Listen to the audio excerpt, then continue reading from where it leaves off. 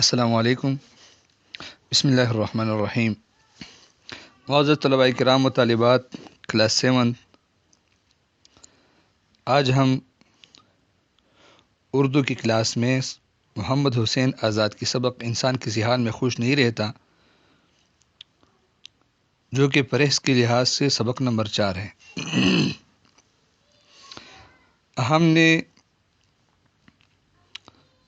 اس سبق کے page number 28 کے آخری لائن تک پڑھا تھا اور مقام مقررہ پر لے جاتا تھا، یہاں سے آگے پڑھیں گے۔ پیج نمبر 28 کی آخری لائن اور پیج نمبر 29 پر اس کو سامنے رکھ کر متوجہ رہی ہے۔ چنانچہ مصنف کہتا ہے، میں نے اپنے ہم جنس مانا ایک ہی جنس کے لوگ یعنی انسان اور ہمصورت بھائیوں کو جب بوجھوں کے نیچے گڑ گڑاتا دیکھا، بوجھ مانا گٹری، گڑ گڑاتا دیکھا، فریاد کرتا دیکھا اور ان مصیبتوں کے انبار کو خیال کیا، مصیبتوں کے انبار یعنی ڈھیر، تو بہت گھبرایا، ڈر گیا اور دل میں ایسا ترس آیا کہ بیان نہیں ہو سکتا۔ اس عالم میں، اس حالت میں، ایک عالم جو ہے نا، یہ دنیا کو کہتے ہیں اور ایک عالم حالت کو کہتے ہیں۔ تو اس عالم میں بھی چند شخصوں کی حالت ایسی نظر آئی کہ اس نے ذرا میرا دل بہلایا، خوش کر دیا۔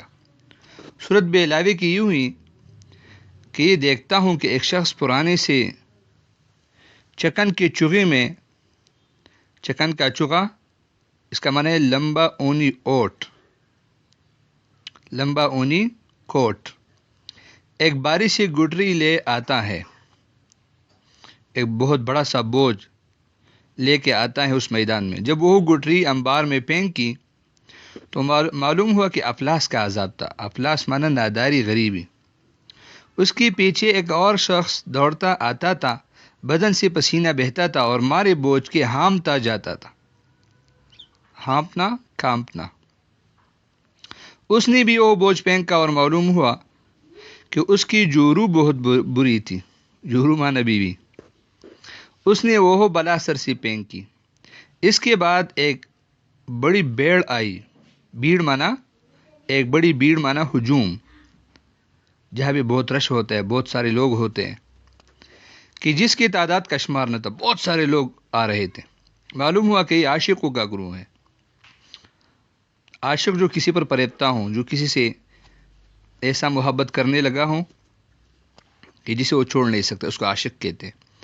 ان کے سروں پر دودھ آہ کی گڈریاں تھی، دودھ آہ فریاد کا دعا، فریاد کر رہے تھے کہ انہی میں آہوں کی ٹھہری خیالی اور نالوں کے نیزے و بالی دبے ہوئے تھے۔